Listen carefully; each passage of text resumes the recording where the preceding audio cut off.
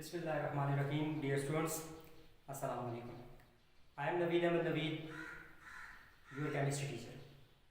Dear students, today we are going to learn about strength of acid and bases. Dear students, इस topic में हम लोग ये सीखेंगे कि strength of acid and bases से मुराद क्या है, वीक एसिड और वीक बेसिस क्या है, स्ट्रॉन्ग एसिड और स्ट्रॉन्ग बेसिस क्या है, और एट द एंड एमसीक्यूज और शॉर्ट क्वेश्चन पे बात करेंगे जो आपसे एग्जाम में पूछे जा सकते हैं. डियर स्टूडेंट्स, सबसे पहले हम बात करेंगे strength of acids. Dear students,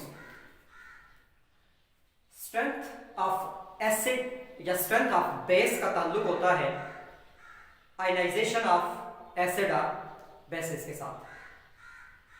मतलब ये है कि एक एसिड या एक बेस जो है वो कितना आयोनाइज हो सकता है. वो कम आयोनाइज हो सकता है, वो ज्यादा आयोनाइज हो सकता है, वो कंप्लीट आयोनाइज हो सकता है या वो इनकम्प्लीटली आयोनाइज हो सकता है. तो dear students, on the basis of ionization acid की जो स्ट्रेंथ है उसके मुताबिक हमारे पास कुछ एसिड्स स्ट्रॉन्ग एसिड्स कहलाएंगे और कुछ जो है वो वीक एसिड्स कहलाएंगे. स्ट्रॉन्ग एसिड्स ये हमारे पास वो एसिड्स होते हैं विच कंप्लीटली आयोनाइज और डिसोसिएट. वो एसिड जो कंप्लीटली आयनाइज हो जाएं या कंप्लीटली डिसोसिएट हो जाएं उनको हम लोग जो है वो स्ट्रॉन्ग एसिड्स का नाम देते हैं. फॉर एग्जांपल, अगर हम HCl की बात करें और इस HCl को हम ऐड कर देते हैं वाटर में, तो डियर स्टूडेंट्स होता क्या है कि HCl के सारे मॉलिक्यूल्स मुकम्मल तौर पर आयोनाइज होंगे और हमें मिलेंगे हाइड्रोजन आयन और साथ क्लोराइड आयन. यानी जब हम HCl का वाटर में सोल्यूशन बनाएंगे तो सोल्यूशन के अंदर ये जो HCl है ये नहीं रहेगा, बल्कि सोल्यूशन में आ जाएंगे हाइड्रोजन आयन और क्लोराइड आयन. अब चूंकि ये एसिड सोल्यूशन में कंप्लीटली आयोनाइज हुआ है, इस वजह से इस एसिड को हम स्ट्रॉन्ग एसिड का नाम देंगे.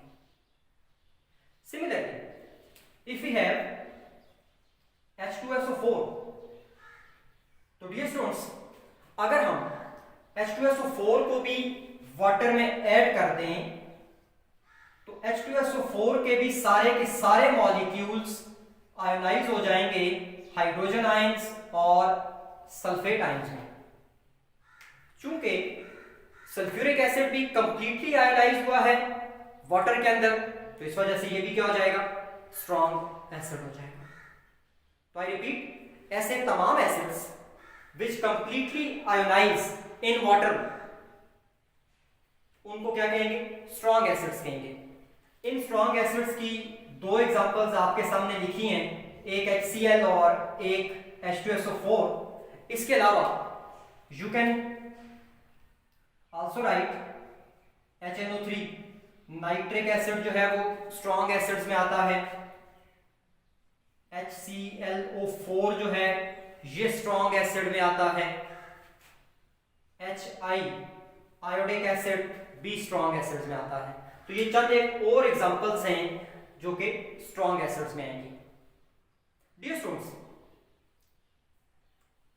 अब यहां देखें, अगर फर्ज करें आपको पेपर में क्वेश्चन एमसीक्यूज आ जाता है तो वो कुछ ऐसा एमसीक्यूज होगा कि which of the following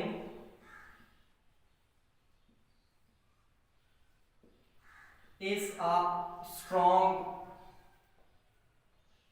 acid, कि कौन सा एसिड है जो स्ट्रॉन्ग है. ऑप्शन है H2CO3, option B is NH3, option C is carbon dioxide and option D is HNO3. तो डियर स्टूडेंट्स आप देखें H2SO4 जो है, जिसका नाम है कार्बोनिक एसिड, और ये बनता है कार्बन डाइऑक्साइड से। अब कार्बन डाइऑक्साइड जो है वो एक एसिडिक ऑक्साइड है, और जब ये वाटर के साथ रिएक्ट करेगा तो कार्बन डाइऑक्साइड से कार्बोनिक एसिड बनेगा, और ये कार्बोनिक एसिड जो है ये काफी वीक एसिड है। जबकि अमोनिया के बारे में आप लोग जानते हैं, हमने पहले भी पढ़ा है कि ये हमारे पास एसिड है ही नहीं, बल्कि ये हमारे पास बेस है। और इधर जब हम ऑप्शन डी की तरफ आते हैं HNO3, तो डियर स्टूडेंट्स HNO3 जो है ये हमारे पास स्ट्रॉन्ग एसिड, तो क्वेश्चन का जो करेक्ट आंसर होगा वो ऑप्शन डी नाइट्रिक एसिड होगा। इसी तरह से हम चलते हैं अब वीक एसिड्स की तरफ। वीक एसिड्स का मतलब क्या है, इसका रिवर्स कर दें। Acids which do not completely ionize, वो एसिड्स जो कि कंप्लीटली आयोनाइज नहीं होते, डू नॉट आयोनाइज कंप्लीटली, उनको हम क्या नाम देते हैं, वीक एसिड्स का नाम देते हैं। For example HNO2, this is called as nitrous acid, nitrous acid. तो वीक इसलिए है कि अगर हम नाइट्रस एसिड को वाटर में ऐड करते हैं तो इसके सारे के सारे जो मॉलिक्यूल हैं वो कंप्लीटली आयोनाइज नहीं होंगे। जब कंप्लीटली आयोनाइज नहीं होंगे तो कौन सा एसिड हो जाएगा, वीक एसिड जो है वो हो जाएगा। इसी तरह से अभी मैंने कार्बोनिक एसिड आपके सामने लिखा था H2CO3, ये भी हमारे पास वीक एसिड है क्योंकि ये भी कंप्लीटली आयोनाइज नहीं होता। तो ये तो हमारे पास होगी स्ट्रेंथ ऑफ एसिड। अब मूव करते हैं towards the strength of base. Dear students, base अपनी स्ट्रेंथ के हिसाब से दो तरह के हैं, स्ट्रॉन्ग बेसेस और वीक बेसेस।